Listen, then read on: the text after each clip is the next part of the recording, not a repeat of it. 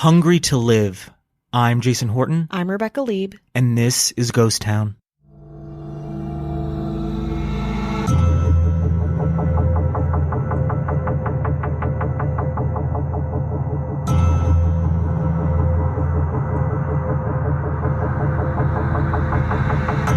Health fads have been around for thousands of years, from Egyptian protein for virility and bravery to the Hippocratic food combinations of ancient Greece. But they really took off in the Victorian era, when a competitive market for, quote, healthy diets emerged during the Industrial Revolution, compounded by the widespread use of print media and radio, and overall, the commodification of food.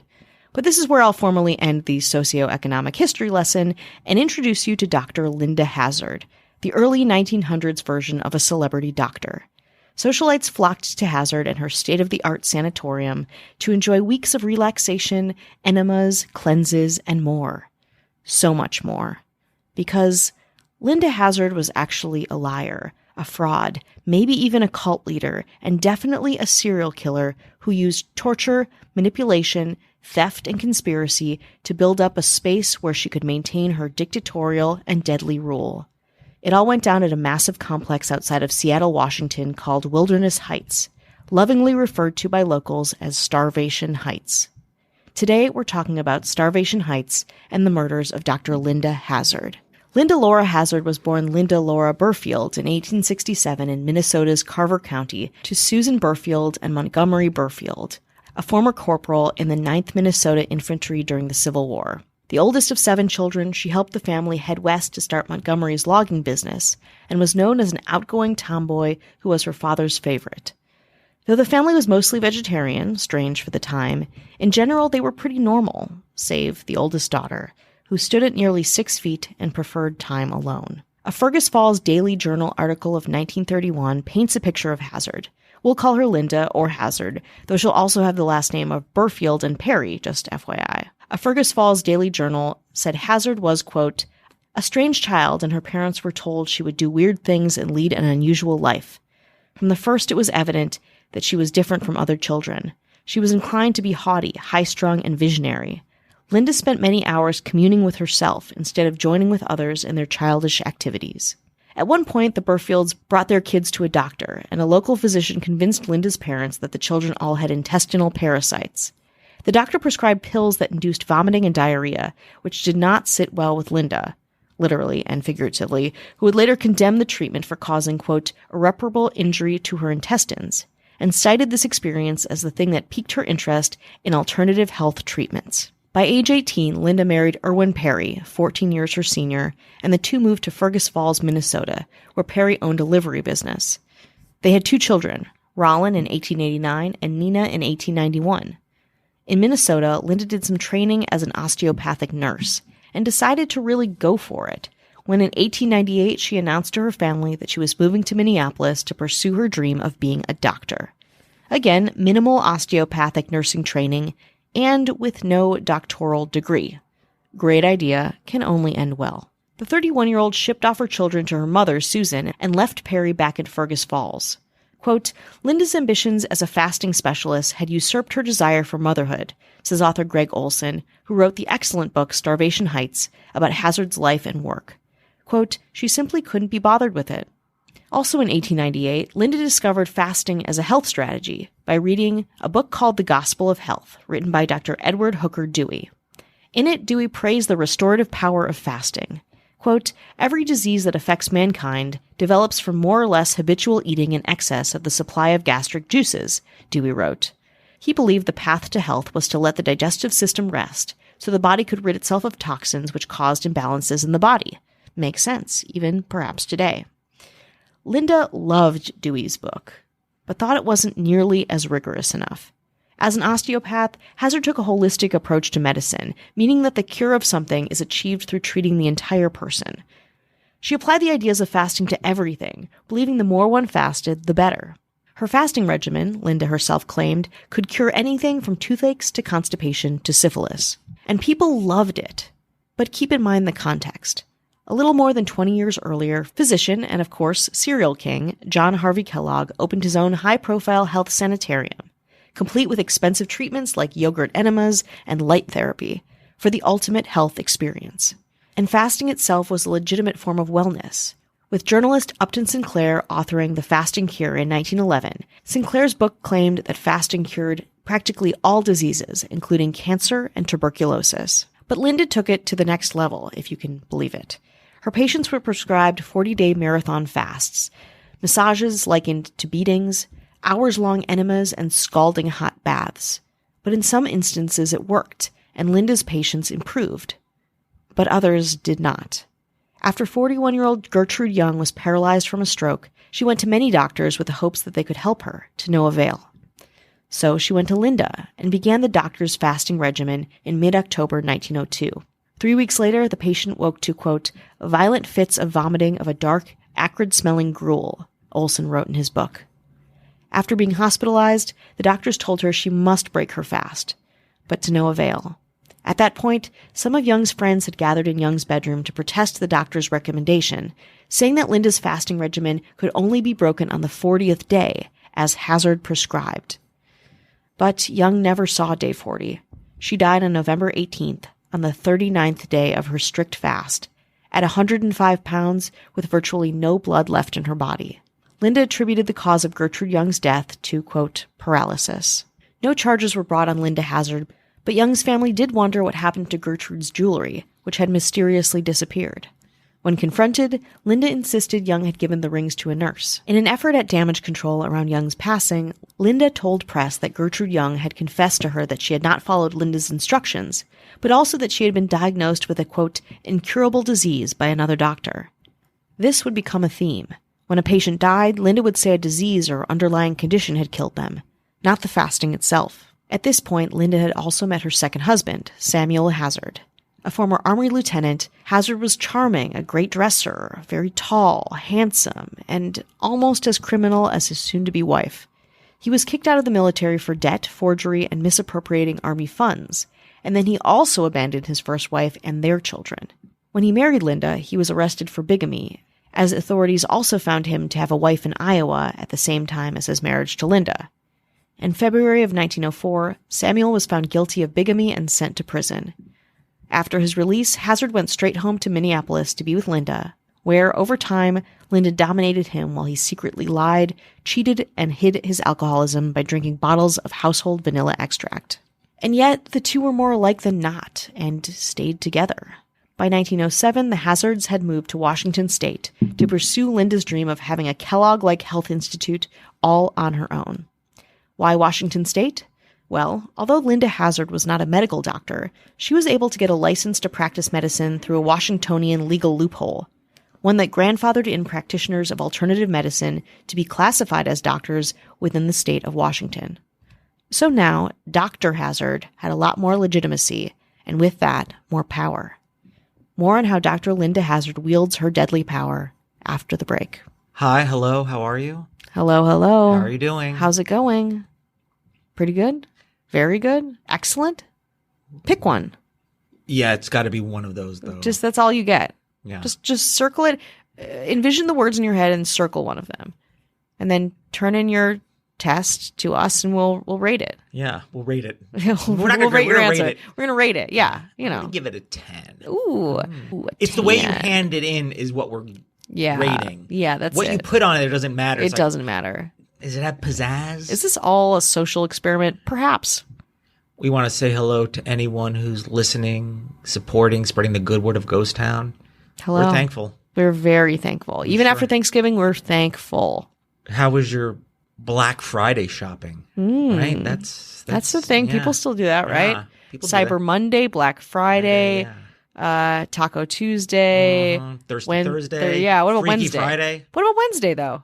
What do we have on Wednesday? Wet and Wild Wednesday. Oh, thank God. Yeah. I was And nervous. then, make sure Freaky Friday. Make sure you're switching bodies with, like, somebody cool. Yeah, just try. Well, I'll tell you what's not freaky. What? Talking about the Ghost Town government. It's the most natural thing you can do. Oh, organic. Yeah. Yeah, how could you not? It's the way nature intended it, man. Yeah, baby, yeah. We know our Ghost Town government went absolutely buck wild on Black Friday, lined up at the TJ Maxx, ready to get some doorbuster prizes. Oh, hell yeah. I'm in. These Maxinistas Oof. want a deal. And they will take no prisoners. Getting their hands on a big old Papazon chair. Yeah, it's wicker. So is everything in that store. This is wicker as hell. Ooh. Don't have an open flame near it. No, It's don't. bad. Don't. But you know who'll take a risk? Casey Weber. Hello. Getting their hands on an XXXXXL size Tommy Hilfiger shirt that's on the floor. But it is in a hanger. It is It's on the a floor, hanger. but it is It's in a on hanger. So you're like, okay, okay, This was somewhere once. okay. Like maybe I can buy this and gift it at some point if I know somebody who's 7'3" and 800 pounds. This could be for them. That's Kat Joselle. Hello. She always likes to have something right, just ready, just in case. Yeah, ready to go. Getting their hands on a nice 9-pound bag of Jordan almonds on the way out. Oh, hell yeah. Gotta have that big bag of candy. How long have they been there? Who's to say? Gotta have it. That's our new mayor, Marissa Rothermel. Hello. Getting their hands on a little 5-pound dumbbell set. Only one there, though. Still in the cardboard. Still in the It's cardboard. still in the cardboard. You don't know. Maybe you want to work on that home gym and you want to start with one weight. There's not even a pair in there. That's Matthew Clemens LeRae. Hello. A nice heartwarming sign for their kitchen saying, home is where the hunger is. Or something Love like it. In that. like a beautiful script. That Yeah. chuggy script that everyone likes. Oh, they love it. Distressed. It's distressed. It's kind of torn up a little bit in a way that a loving sign should be. And you can also use it for an Instagram post. That's Kelly Meehan. Hello. And getting their hands on a nice 6-pack of socks. There's 4.5 pairs in there. This But whatever. dystopian TJ Maxx that is every TJ Maxx. Everyone needs socks. Yeah, you need, and also you're in a hurry and you can't be bothered to like fish another one out. That's Emma Hopkins. Hello. You gotta remember, people are going wild. They're going absolutely wild. Yeah, this is Black Friday in TJ Maxx. Forget it. Getting their hands on an air fryer finally. Okay. Is it in a box? No. No. It's, Is it all kicked in from the Stampede? Sure. yes, but it does have a plug still. It It does have hasn't a plug. had its plug torn off. Has it? It's presumed to work. Yeah, and it's the last one. You got to take it. That's Ashley Matson. Hello. And then our governor, Mm. who's standing at TJ Maxx corporate like an overlord. And our governor at TJ Maxx HQ. Oh, shit. She doesn't even have to step inside the stores. Just headquarters, baby. And it's located on a mountain. And it's like the office is like embedded into the side of a mountain, fuck almost like yeah. a layer. And she's got like all this shit on her desk too. She's got one of those things with those balls that like, you know, you put one and the other one goes, and she's got like a big like marble like statue, and she's got a cool pen holder and shoulder pads. Oh, shoulder pads. Yeah. Oh, Power God. suit. She's just fucking looking over shit. Paperwork, files. She's got an assistant in the corner. But she makes sure everybody gets a little something on Black Friday. Absolutely. No one leaves empty-handed. Sure, it'll be half of this, some of that. Nothing under XXXXXXXL. No. Not a chance. No, she takes a bite of a stale gummy vitamin that she keeps on her desk for visitors. It keeps her grounded. That would be our governor, Avian Avian Noble. Noble. If you want no ads, no chit-chat, bonus episodes, just the good stuff, head on over to patreon.com/ghosttownpod. And we're doing some more video and stuff on the Instagram, trying to keep that a little more active. That seems fun. So, I don't know, tag us in things so we can share it on the stories. I don't know. Yeah, that would be cool. Yeah, we'll do it. That would be cool. Watch me. You know, you'll see our faces more, Yeah. I guess. And you'll be like, oh, we see why You'll they be like, only huh, do audio. Great. Why are they Yeah, so tired? Thanks. Yeah, exactly. They look like they just woke up They all did, day. because we did. So our Patreon is patreon.com/ghosttownpod, and our Instagram is at ghosttownpod. That's right. Let's get back to Washington State, where it's 1907, and Dr. Linda Hazard and her husband have moved to Aaliyah, Washington, to start a wellness retreat, which they call Hazard's Institute of Natural Therapeutics. And guess what? More deaths happen there. On March 28, 1910, Earl Edward Erdman, a civil engineer with the city of Seattle, died of starvation. Erdman had kept a diary which detailed Hazard's treatment during the preceding weeks that provides us with a little insight into how Hazard treated her patients. Here are some excerpts from his diary showing you just how oppressively restricted Linda Hazard's fasting program was. February 1st, saw Dr. Hazard and began treatment this date. No breakfast, mashed soup dinner, mashed soup supper. February 5th through 7th, 1 orange breakfast, mashed soup dinner, mashed soup supper. I'm not sure what mashed soup is, but it sounds not sufficient. February 13th, 2 orange breakfast, no dinner, no supper. February 14th, 1 cup of strained tomato broth at 6 p.m. February 15th, 1 cup hot strained tomato soup night and morning. February 16th, 1 cup hot strained tomato soup a.m. and p.m. Slept better last night. Head quite dizzy. Eyes yellow streaked and red. February 17th, ate 3 oranges today. February 25th, slept pretty well Thursday night. Ate 1.5 cups tomato broth, 11 a.m. Ate 1.5 cups tomato broth, 6 p.m. Pain in right elbow ribs. This diet continued more or less unchanged until his hospitalization and death on March 28th. Erdman died that afternoon, just before a blood transfusion. It's in this culture at the sanitarium that we meet Dorothy and Claire Williamson, 2 wealthy British heiress orphans who were also both paranoid hypochondriacs, creating a dangerously vulnerable situation when exposed to Linda Hazard's philosophies. Dorothy, known as Dora, and Claire began digging into alternative wellness to address what they thought were a long list of ailments, doing things like giving up meat and foregoing corset wearing. At that point, they discover an ad for Linda Hazard's book, Fasting for the Cure of Disease. The 2 read Linda's book and were convinced Hazard's Institute was the only solution to their health issues. So, in February 1911, they traveled to Seattle to check into Hazard's sanitarium. But it wasn't ready, which should have been one of many red flags. Instead, the sisters rented an apartment in Seattle, where Hazard told them to eat only 1 cup of unseasoned tomato or asparagus broth, twice daily. Sometimes the 2 were allowed tiny sips of orange juice as a treat. But that's not all. Linda also subjected the sisters to violent osteopathic treatments and hours-long enemas. When the women started fainting during the excruciating procedures, Hazard installed a canvas sling across the women's tub to catch them when they lost consciousness. In time, the Williamson sisters were both down to 70 pounds, couldn't walk long distances, and were fainting constantly. But the sanitarium was finally ready for them, and for its opening, the Williamsons were carried down the stairs to twin ambulances. According to Olson's book, Dora's appearance was so concerning that the nurses swaddled her hands and head in bandages so onlookers wouldn't stare. Wilderness Heights, Hazard's sanitarium and home to her Institute of Natural Therapeutics, kind of looked like it was from a horror movie. Housed on a muddy, forested 40 acres, it was centered around a simple frame house where the Hazards lived, and 5 tiny, rickety cabins, where Hazard promptly moved both Dorothy and Claire into their own private cabins. With the sisters separated and with nobody knowing their whereabouts, Linda would pit the weak, emaciated sisters against each other. It wasn't until Claire sent a cable to the sisters' childhood nurse, Australian-born Margaret Conway, that alarm bells rang. The cable contained just 8 words. Quote, "Come SS, Marama, May 8th. First class, Claire." The message was so out of line for the girls that Conway knew this was an emergency situation.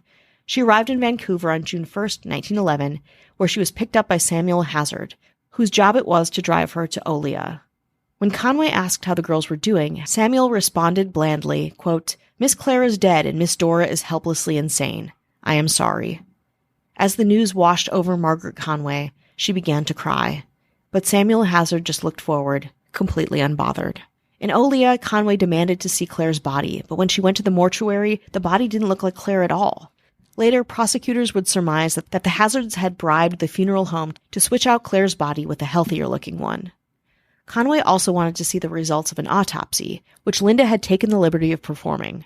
She blamed Claire's death not on the fact that she hadn't eaten for 80 days, but on drugs administered to her in childhood, which Hazard claimed had shrunk her internal organs and caused cirrhosis of the liver. When Conway was finally allowed to see Dora, she was shocked by what she saw, a 50-pound husk of a person who couldn't sit down due to her protruding bones.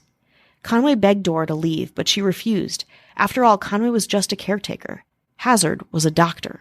Conway would try to sneak rice and cream into the starving woman's broth, but she knew Dora would die if she kept on at the sanitarium. So Conway called Dora's uncle, John Herbert, who lived in Portland, Oregon.